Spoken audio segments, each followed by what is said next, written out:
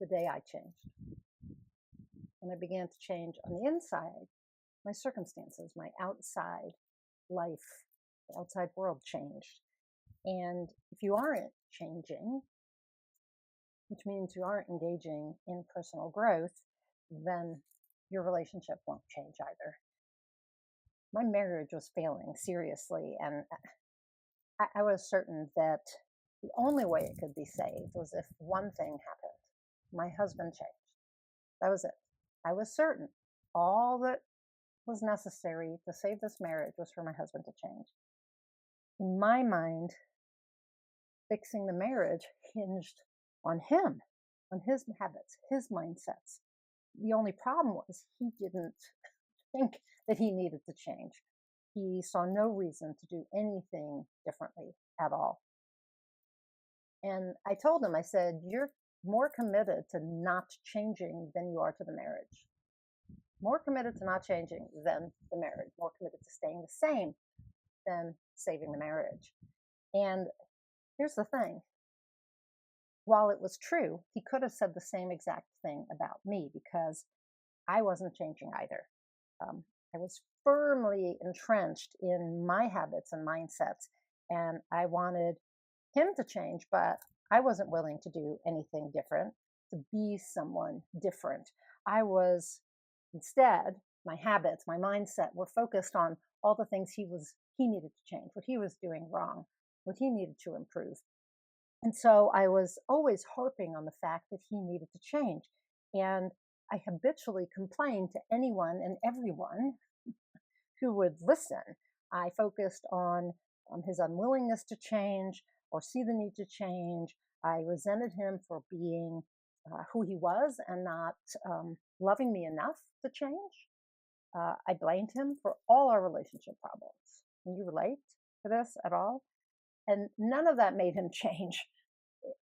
Really, my mindsets and my habits, my ways of being around him, my focus, my attention just made him dig in deeper, dig in, and remain the same.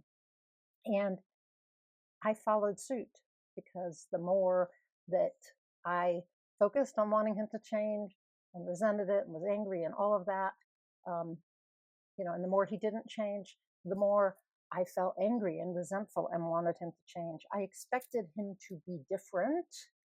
And even though I knew there was no way for me to make him change, because you can't ever make anyone do anything, right? They have to choose it. He had to want to change. He had to want to change not just for me or for the marriage, but also for himself. And that was true for me as well.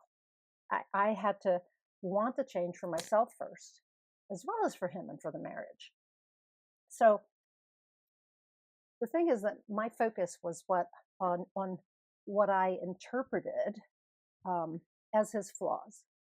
And the more I focused on his flaws, the more miserable I became. It also increased my dislike and resentment of how he was showing up. And I became increasingly unhappy and certain the marriage really needed to end. But I was unwilling to stop complaining. I was unwilling to stop focusing on what I saw as my husband's shortcomings. I was mentally and emotionally rigid and stuck in my mindset and my habits, and I didn't see a reason to change them. Then I saw clearly, I should say, until I saw clearly that if I wanted to be happy, or if I wanted to be happily married, I had to shift my focus and my behavior. I had to be someone different and develop new habits and mindsets. I also realized that I had to take back my power because I had given it away to my husband and to the circumstances of our marriage. And when you do that, when you give away your power to anything, any kind of circumstance, you become a victim of circumstance. And so I was a victim of my marriage and of, victim to my husband because I allowed that to happen because I gave away my power, not because he was abusive or anything like that. I felt dependent on my husband to fix the marriage. and to make me happy. And as long as I was powerless in my marriage, I was a victim of it. And I gave my power to this circumstance and thought I had no options, no way to alter it, no power to alter it. So I had to take my power back. And I had to stop feeling um, as if I couldn't improve my marriage unless my husband changed, that was the only way for me to fix the marriage. I had to feel as if I could do something about the situation. And while I couldn't change my husband, I could change myself. I could make new decisions, take new actions. I had the power and the freedom to be someone different and to do these things, to take these actions, to make these decisions, even if the actions and decisions felt uncomfortable or led to something I didn't want. I really didn't want a divorce. I wanted the marriage to work. So I decided to work on myself, and I joined a personal growth group coaching program, and I listened to the coaches there, and I did the homework, and I applied what I learned to my life and my marriage and myself. And little by little, I began to change. Little by little steps, baby steps, I began to change. And then my marriage began to improve. The marriage that I thought for sure was over, it began to improve. It began to have new life. And I started exercising my power and freedom to change myself and my marriage, even if that meant ending it, which was really scary to me. I made new decisions and I acted on them. And, so like I decided to stop complaining. That was one thing, but it made a big difference. I decided to stop complaining and appreciate my husband.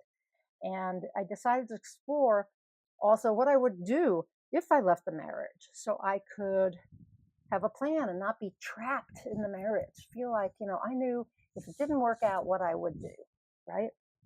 I also decided to be someone who could approach the relationship differently, to be different, and to create different results.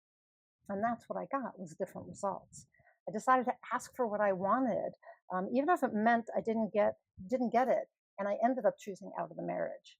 I decided to set boundaries around how my husband treated me. I also decided to love myself enough to insist on being treated respectfully, lovingly, safely, right? And these decisions about who I was being, about my identity, who I am, how I show up, my mindset, my behaviors, who I was being, those decisions about my identity changed me. And ultimately, it changed my marriage. And it even changed how my husband shows up in the relationship. Now, I can't promise that's going to happen for every one of you, that your marriage will be saved, but I can tell you these are the things that I did that saved my marriage. And if you relate to my story at all, then especially the part about wanting my husband to change, right, to fix the marriage and make me happy, then pay attention, because I want to share with you 7 specific things that I stopped doing that made the biggest difference. Things I stopped doing that helped me save my marriage. And really, my marriage shifted because of that. And you can do the same thing. Again, I can't guarantee that your marriage will be saved. It could be that you do these things and you decide the marriage is over or your partnership is over and you leave. Could be. You'll be better on the other side of it because you're going to be stronger, okay? You're going to grow and you're going to stretch, and you'll be the type of person who can make those kind of decisions and be okay with them. All right, so number 1 was I stopped complaining. As I told you earlier, I stopped complaining because complaining places your attention firmly on all the things that you perceive your partner isn't doing or is doing wrong, right? Your focus is on what you want him or her to change. And as a result, you only see the faults. That's all you see. Even if your partner does something right, you don't see it. Instead, you just see more reasons to complain. So stop complaining. Focus on feeling grateful for your partner's positive traits. Concentrate on appreciation. Number 2 is to stop blaming. Stop blaming. Always remember that when you point your finger at someone, there are 3 more fingers pointing back at you. Everyone, including you, bears some blame for the state of your relationship. So stop blaming your partner. Fess up to your part in the relationship. Take some responsibility, because you may be so focused on what your partner is doing wrong, and that attitude causes them to feel not good enough. And your desire to be right makes them feel wrong. That's not helpful in a relationship. It's a surefire way to push someone away. It really is. And if they back away, it's not their fault. It's your fault. It is. So before you blame him or her, look at where you may be causing a problem in your relationship and then change that behavior. Blame is a good way to avoid how you need to change. By looking at that, seeing how you need to change and to do something in a way that helps you grow and improve the relationship. Okay, number 3 is to stop focusing on the negative. Your negative thoughts are creative. All thoughts are creative. So if you are thinking negative thoughts about your partner or the relationship, then you're going to experience more of that. It's just the way it works. And your focus on the negative makes you only see that. But you're only going to see that. You're only going to experience the negative because that's where your attention is. And that's the lens through which you're seeing your partner and your relationship. So shift to a positive mental attitude, this positive mindset, and you're going to begin to perceive your partner and the relationship differently. And things will change. It's kind of miraculous, but they do. And your partner is going to notice this shift and stop feeling so judged and criticized. And that's going to give him or her the freedom to change, right? And to be more optimistic about the relationship. And number 4 is to stop expecting someone else to change. Again, you can't live expecting somebody else to change, and you can't make them change. The only one you can change is yourself.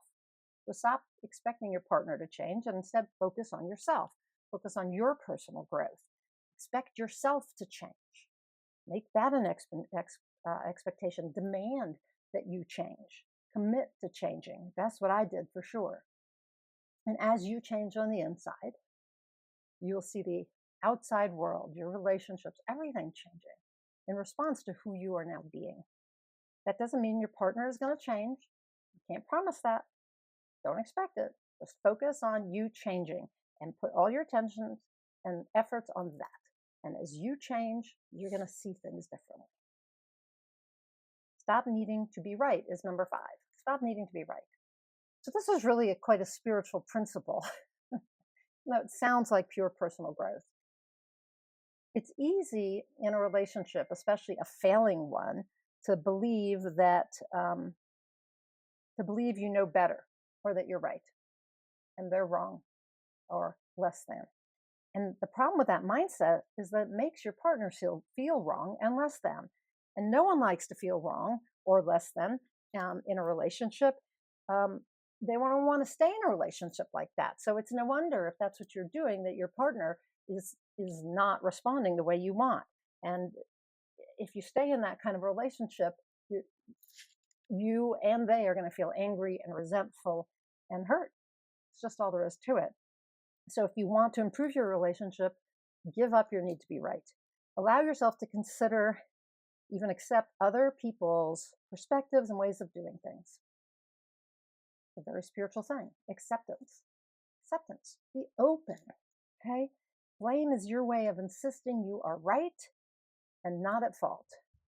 And that kind of attitude will not help you or your partner change or improve your relationship.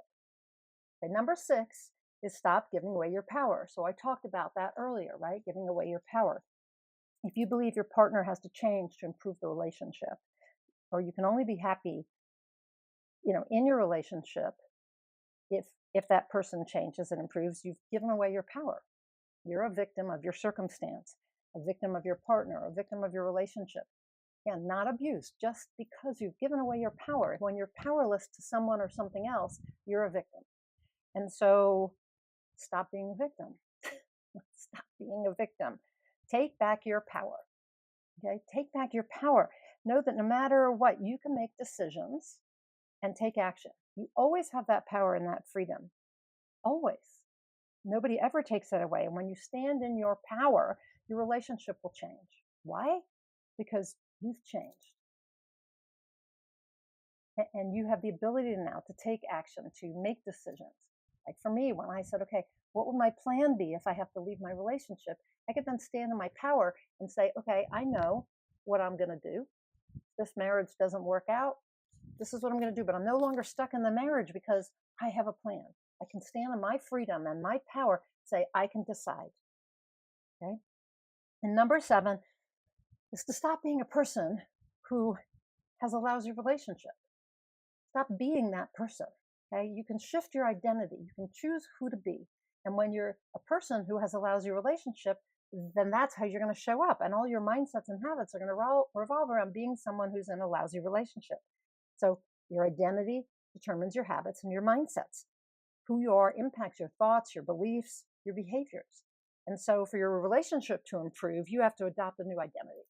And the first one I would adopt is be someone who has a good relationship or who is good at relationships, because then you're going to deal with your relationship differently. Once you've adopted that identity, determine how that person would act. Someone who has good relationships, how would they act? How would they think? And then act and think in that matter. And that's going to change everything. Everything. You can't expect your partner to be different unless you are different. And choose who you want to be in that relationship. Be someone who's good at relationships and do the things that that person would do. So overall, you need to focus on your personal change, on personal growth, personal development. If you want to improve your relationship, improve yourself. Change yourself. That's what it comes down to. Be someone who can succeed in this life arena or in any life arena. And even if the relationship doesn't improve and your partner doesn't change, you're going to be in a much better place to deal with that fact because you've changed, you've grown, you've become stronger, you're standing in your power, you're standing in your freedom. One way or another, your relationship will change because you've changed, one way or another. So I'd love for you to tell me about your experience. Let me know whether these tips have helped you. Let me know whether you've been waiting for someone else to change for your relationship to improve. All right, so I can tell you that my husband and I are about to celebrate our 35th, I think it is, wedding anniversary. And yeah, for about 10 years, I didn't think we were going to make it. And then it got to the point right before we moved here to New Mexico where I really thought we weren't going to make it. And then we decided to move here and start over. And I changed. I had already a whole year of changing, right? And I spent 2 or 3 years in this personal growth program, getting coached and changing. If you feel as if getting support in that way, being in a personal and spiritual growth program would help you to grow and change and improve your relationships, then click on the link above. It has 3 different ways you can work with me. And one is the Inspired Creator Community, which is very similar to the program I was in. I created it long before I got in that program, but it is a personal and spiritual growth program meant to help you step into your power as a creator and create what really matters to you, which in this case may be your relationship, improving your relationship. If you don't know who I am, I'm Amir. I'm a intuitive transformational coach, and I'm a certified high performance coach. I provide both transformational coaching and certified high performance coaching. If you don't know what that is, it's a program created by Brendan Burchard. Transformational coaching is all about your being, your identity, and choosing to be someone, transforming yourself into someone who can do the things necessary to create what really matters to you. So again, if any of those, if this sounds like something that would be helpful to you, and so you could learn to do the 7 things I've talked about and more, click on the link above. You can get on the waiting list for the Inspired Creator Community if the doors aren't open as I shoot this video at the beginning of August 2024. The doors are about to open in a couple weeks, but you can get on the waiting list. And so when you click on the link above, you'll see that you can get on the waiting list. But you can also coach with me one-on-one. And I feel so strongly that everything in our life changes based on who we're being. When we change on the inside, the outside world changes for us. And that's about who we're being. And I believe you're a creator. I believe you're a spiritual being having a human experience, and that spark of divinity within you is creative, and you can create whatever you want, including better relationships. You just have to step into being a creator. You have to choose who to be and then follow suit with the behaviors and mindsets that help you create whatever it is you desire. If you don't know the best way to work with me, or you'd like to have a chat and see how best to work with me or whether we're a good fit, then click on the second link above and schedule a free 15-minute chat with me, a soul alignment session. Let's chat and see whether we're a good fit and how I might be able to help you. Okay? So until I talk to you next time, go out there and achieve more inspired results.